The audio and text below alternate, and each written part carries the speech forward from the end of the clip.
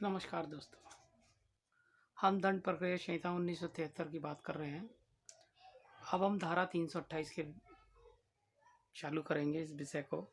देखते हैं धारा 328 अभियुक्त के पागल होने की दिशा में प्रक्रिया क्या होगी। धारा 329 न्यायालय के समक्ष विचारित व्यक्ति के विकृत चित्र होने की दिशा में प्रक्रिया। 323 धारा 330 अन्वेषण और विचारण के लंबित रहने तक पागल का छोड़ा जाना। धारा 331 जांच या विचारण को पुनः चालू करना। धारा 332 मजिस्ट्रेट या न्यायालय के समक्ष अभियुक्त के हाजिर होने पर प्रक्रिया। धारा 333 जब यह प्रतीत होता है कि अभियुक्त स्वाचित रहा है। धारा 334 चित्त विकृचित के आधार पर दोष मुक्ति का निर्णय। 335 धारा ऐसे आधार पर दोष मुक्ति के किए गए व्यक्ति का सुरक्षित अभिरक्षा में निरुद्ध किया जाना। धारा 336 भार साधक अधिकारी को कृत्यों के निर्वाह करने के सशक्त करने की राज्य सरकार की शक्ति। धारा 337 जहां रिपोर्ट की जाती है कि पागलबंदी अपनी प्रतिरक्षा करने में असमर्थ है, वहां प्रक्रिया।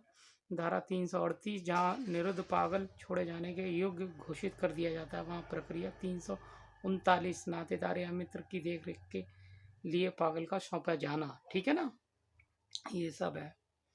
अब धारा 340 धारा 340 धारा 395 में वर्णित मामलों में प्रक्रिया। धारा 341 अपील। धारा 342 खर्चों का आदेश देने की शक्ति। धारा 343 जहां मजिस्ट्रेट संज्ञान करे और वहां प्रक्रिया। ठीक है ना। धारा 334 मिथ्या साक्ष्य देने पर विचारण करने के लिए संक्षिप्त प्रक्रिया। ठीक है। धारा 345 अवमानना के कुछ मामलों में प्रक्रिया। धारा 346 जहां न्यायालय का विचार है के मामले में 345 के अधीन कार्रवाइयां नहीं की जानी चाहिए, वहां प्रक्रिया। धारा 347 रजिस्ट्रार या उप रजिस्ट्रार कब सिविल न्यायालय समझा जाएगा। रजिस्ट्रार या उप रजिस्ट्रार कब सिविल न्यायालय समझा जाएगा। धारा 348 माफी मांगने पर अपराधी का अनुमोचन किया जाना। धारा 349 उत्तर देने या दस्तावेज पेश करने के इनकार करने वाले व्यक्ति को कारावास या उसकी सुपुर्दगी। धारा 350 संबंध के पालन में साक्षी के हाजिर न होने पर दंडित करने के लिए संक्षिप्त प्रक्रिया। ठीक है। धारा 351 धारा 344 45 349 350 के अधीन 2 सिद्धियों के लिए अपील। धारा 352 कुछ न्यायाधीशों और मजिस्ट्रेटों के समक्ष किए गए अपराधों का उनके द्वारा विचारण न किया जाना। धारा 353 निर्णय। धारा 334 निर्णय की भाषा अंतर्वस्तु। ठीक है। धारा 373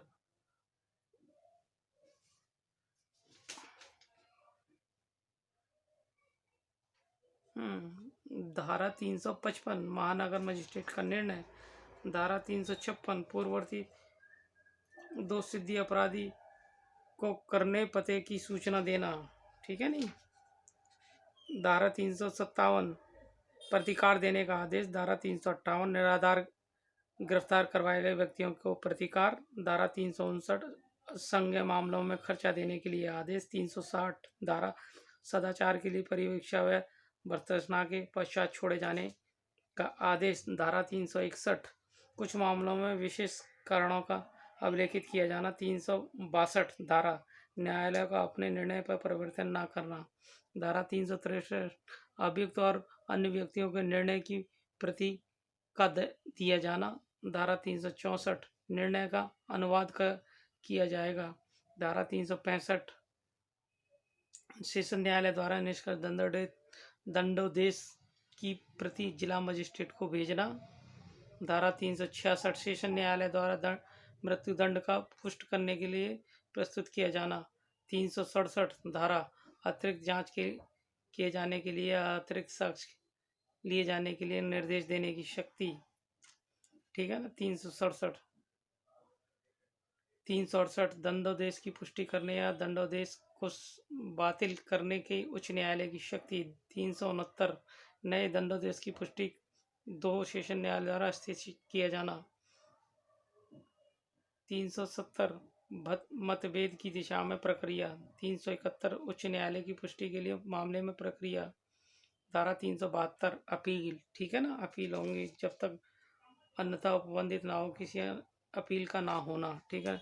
धारा 373 परिशांति कायम करने या सदाचार के लिए प्रतिभूति उपेक्षित करने वाले या प्रतिभूति स्वीकार करने से इनकार करने वाले या स्वीकार करने वाले आदेश से अपील। धारा 374 दोष सिद्धि से अपील। ठीक है ना। 7 वर्ष से कम कारावास के लिए अपील है। ठीक है ना। 375 कुछ मामलों में जब अभियुक्त दोषी होने का अभिवाचन करे अपील ना होना। धारा 376 छोटे मामलों में अपील ना होना। धारा 377 राज्य सरकार द्वारा दंडोदेश के विरुद्ध अपील। धारा 378 दोष मुक्ति की दिशा में अपील। ठीक है। धारा 389 कुछ मामलों में उच्च न्यायालय द्वारा दोष सिद्ध किए जाने के विरुद्ध अपील। ठीक है। धारा 380 कुछ मामलों में अपील करने का विशेष अधिकार थी। धारा 381 शीर्ष न्यायालय में की गई अपील कैसे सुनी जाएगी। धारा 382 अपील की अर्जी। धारा 383 जब अपीलार्थी जेल में है तब प्रक्रिया। जब धारा 384 अपील का संक्षिप्त खारिज किया जाना। ठीक है। धारा 385 संक्षिप्त खारिज न की गई अपील की सुनवाई के लिए प्रक्रिया। धारा 386 अपीलीय न्यायालय की शक्ति। धारा 387 अधीनस्थ अपील के निर्णय। धारा 388 अपील में उच्च न्यायालय के आदेश की प्रमाणित करके निचले न्यायालय को भेजा जाना। धारा 389 अपील लंबित रहने तक दंडोदेश का निलंबित अपीलार्थियों को जमानत पर छोड़ा जाना। धारा 390 दोष मुक्ति से अपील में अभियुक्त की गिरफ्तारी। धारा 391 अपील न्यायालय अतिरिक्त साक्ष्य ले सकेगा, इसके लिए जाने का निर्देश दे सकेगा। धारा 392 जहां अपील न्यायालय के न्यायाधीश राय के बारे में समान रूप से विभाजित है वहां प्रक्रिया। धारा 393 अपील पर आदेशों का और निर्णयों का अंतिम होना। ठीक है। धारा 394 अपीलों का सामन। धारा 395 उच्च न्यायालय के निर्देशन। धारा 396 उच्च न्यायालय के विनिश्चय के मामले में निपटारा। धारा 397 पुनरीक्षण की शक्तियों का प्रयोग करने के लिए अभिलेखों का मंगाया जाना। 398 जांच करने का आदेश देने की शक्ति। 399 शासन न्यायालय की पुनरीक्षण शक्तियाँ। ठीक है। धारा 400 अपर सेशन न्यायालय की शक्ति। धारा 401 उच्च न्यायालय की पुनरीक्षण की शक्ति। ठीक है। धारा 402 उच्च न्यायालय की पुनरीक्षण के मामले में वापस लेने या अंतरिम करने की शक्ति। धारा 403 पक्षकारों को सुनने का न्यायालय का विकल्प। धारा 404 महानगर मजिस्ट्रेट के निश्चय के आधार पर कथन व उच्च न्यायालय द्वारा विचार किया जाना चाहिए। धारा 405 उच्च न्यायालय के आदेश की प्रमाणित करके निचले न्यायालय को भेजा जाना। धारा 406 मामले और अपीलों को अंतरित करने की उच्च न्यायालय की शक्ति। धारा 407 मामले और अपीलों को अंतरित करने की उच्च न्यायालय की शक्ति। धारा 408 मामले और अपीलों को अंतरित करने की सेशन न्यायालय की शक्ति। धारा 409 सेशन न्यायालय द्वारा मामलों और अपीलों को वापस लिया जाना। धारा 410 न्यायिक मजिस्ट्रेट द्वारा मामलों को वापस लिया जाना। धारा 411 कार्यपालिक मजिस्ट्रेट द्वारा मामलों का अपने अधीनस्थ मजिस्ट्रेट के हवाले किए जाना या वापस लिया जाना। धारा 412 कारणों का अभिलेखित किया जाना। धारा 413 धारा 468 के अधीन किए गए आदेशों का निष्पादन मृत्युदंड के मामले में। धारा 414 उच्च न्यायालय दिए गए दंडादेश का निष्पादन। धारा 415 उच्चतम न्यायालय की अपील की दिशा में मृत्युदंड दंडादेश के निष्पादन का मुलतवी किया जाना। धारा 416 गर्भवती स्त्री के मृत्युदंड के मुलतवी किया जाना। धारा 417 कारावास का स्थान नियत करने की शक्ति। धारा 418 कारावास को दंडादेश का निष्पादन। धारा 419 निष्पादन के लिए वारंट का निर्देशन। धारा 420 वारंट किसको सौंपा जाएगा। धारा 421 जुर्माना उद्गृहित करने के लिए वारंट। ठीक है। धारा 422 ऐसे वारंट का प्रभाव। धारा 423 जुर्माने के लिए उद्घोषण के लिए किसी ऐसे राज्य क्षेत्र के लिए न्यायालय द्वारा जिस पर इस संहिता का विस्तार नहीं जारी किया गया है वारंट। 424 कारावास के दंडादेश के निष्पादन का निलंबन। 425 धारा वारंट कौन जारी कर सकेगा। 426 धारा निकाले गए सिद्ध दोष का दंडोदेश कब प्रभावी होगा? धारा 427 ऐसे अपराधी को दंडोदेश जो अपराध के लिए पहले से ही दंडोदिष्टि है। धारा 428 अभियुक्त द्वारा भोगी गई निरोध की गई कारावास के दंडोदेश के विरुद्ध मुजरा किया जाना। धारा 429 व्यावृत्ति। धारा 430 दंडादेश के निष्पादन के वारंट का लौटाया जाना। धारा 431 जिस धन का संदाय करने का आदेश दिया गया उसका जुर्माने के रूप में वसूल किया जाना। धारा 432 दंडादेश का निलंबन या परिहार करने की शक्ति। ठीक है। धारा 433 दंडादेश के लघुकरण की शक्ति। धारा 434 मृत्यु दंडादेश की दिशाओं में केंद्र सरकार की संवर्ती शक्तियां। धारा 435 कुछ मामलों में राज्य सरकार का केंद्रीय सरकारों से परामर्श करने के पश्चात कार्य करना। धारा 436 किन मामलों में जमानत ली जा सकेगी। धारा 437 अजमानती अपराधों की दिशा में कब जमानत ली जा सकेगी। धारा 438 गिरफ्तारी की आशंका करने वाले की जमानत मंजूर करने के लिए निर्देशन एंटीसिपेटरी बेल के मामले में है ये।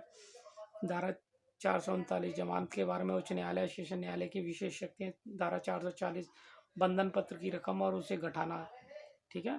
धारा 441 अभियुक्त और अभियुक्तों का बंधन पत्र, प्रतिभूतियों का बंधन पत्र। धारा 442 अभिरक्षा में उन्मोचन। धारा 443 जब पहले ली गई जमानत अपर्याप्त है तब पर्याप्त जमानत के लिए आदेश देने की शक्ति। 443 धारा 444 प्रतिभूतियों का अनुमोचन। 445 धारा मुचलकों के बजाय निष्पक्ष करना।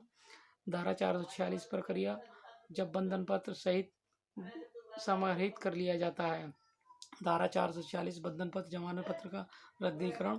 धारा 447 प्रतिभूति के दिवालिया हो जाने, उसकी मृत्यु हो जाने या उस बंधन पत्र का समाहरण हो जाने की दिशा में प्रक्रिया। 448 धारा अवयस्क से उपेक्षित बंधन पत्र। धारा 449 446 के अधीन अपीलों से आदेशों से अपील।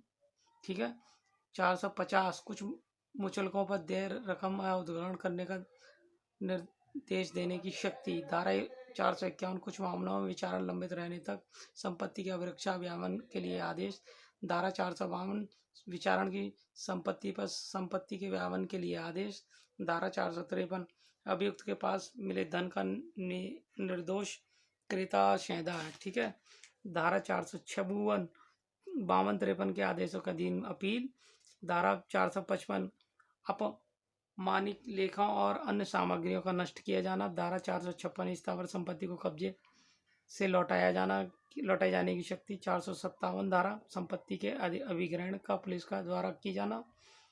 संपत्ति को अधिग्रहण किया जाना। धारा 458 जहां 6 मास के अंदर कोई दावेदार हाजिर ना हो वहां प्रक्रिया।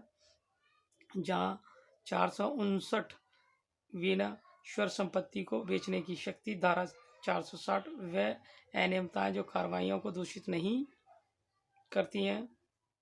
धारा 461 वह अनियमितताएं जो कार्रवाई को दूषित करती हैं। धारा 462 गलत स्थान में कार्रवाई। धारा 63 164 81 के उपबंधों का अनुपालन। धारा 64 विचारण विचरित करने और उसके अभाव और उसकी गलती का प्रभाव। धारा 465 निष्कर्ष या दंडादेश गलती लोप या अनियमितताओं के कारण उलटने योग्य होगी। धारा 466 त्रुटि गलती के कारण कुर्गी और अवेदना होना। धारा 467 परिभाषा। 468 परिसीमा की परिसमाप्ति के पश्चात संज्ञान करना। धारा 469 परिसीमा का काल का प्रारंभ होना। 470 कुछ दिशाओं में सीमाओं का अपवर्जन। 471 जिस तारीख को न्यायालय बंद हो उसी तारीख का अपवर्जन। धारा 472 चालू रहने वाला अपराध। धारा 473 कुछ दिशाओं में परिसीमा काल विस्तारण। धारा 473 474 उच्च न्यायालय के समक्ष विचारण। 475 सेशन न्यायालय द्वारा विचारणीय व्यक्तियों का कमान अफसरों को सौंपा जाना। 476 उपप्रारूप। 477 उच्च न्यायालय की नियम बनाने की शक्ति। 478 धारा कुछ दिशाओं में कार्यपालिक मजिस्ट्रेटों को सौंपे गए कृत्यों को परिवर्तित करने की शक्ति। 479 वह मामले जिसमें न्यायाधीश या मजिस्ट्रेट वैयक्तिक रूप से हितवृत्त हैं। धारा 480 विधि व्यवसाय करने वाले प्लीडरों और कुछ न्यायालयों में मजिस्ट्रेटों को तौर पर ना बैठना। 481 विक्रय के संवर्धन लोक सेवक का संपत्ति का क्रय ना करना और उसके लिए बोली ना लगाना। उच्च न्याय 482 उच्च न्यायालय की अंतर्निहित शक्तियों की प्रवृत्ति, ठीक है ना। 483 धारा न्यायिक मजिस्ट्रेटों के न्यायालयों पर अधिक्षण का निरंतर प्रयोग करने के उच्च न्यायालय, ठीक है ना। धारा 484 निरसन और वृत्तियाँ, अर्थात कुछ चीज़ें निकाली जाएंगी, कुछ चीज़ें जोड़ी जाएंगी, ठीक है ना। कुछ मिसलिनियस बांट रहेंगे। परिशिष्ट का प्रथम अनुसूची होगी इसमें भारतीय दंड संहिता के अधीन एक। परिशिष्ट ख द्वितीय अनुसूची दंड प्रक्रिया संहिता विहित प्रारूप खंड गया होगी, ठीक है ना। इसमें दंड के बारे में बताया गया, दंड की प्रकृति के बारे में बताया गया। अब आप समझ सकते हैं दोनों ही सारी चीज़ें, सभी चीज़ें कंप्लीट हो गई हैं। और आपको ये वीडियो आपको अच्छे लगे तो लोगों को शेयर करें और लाइक करें, क्योंकि ये आपको केवल क्लू देता है और समरी मतलब शॉर्ट समरी के रूप में जल्दी सेक्शंस के बारे में बताता है वो क्या कहने वाला है, ठीक है ना। और इसका उपयोग आप कहीं भी कर सकते हैं बैठे उठे। और अगला जो वीडियो होगा हमारा वो आपको दंड प्रक्रिया संहिता 1973 के केवल उन अध्यायों के बारे में बात करेगा जो अधिकतर अमूमन न्यायालय में प्रयोग की जाती हैं, जो केस के रूप में बनाए जाते हैं। तो उस संबंध में आगे हम चर्चा करेंगे। नमस्कार।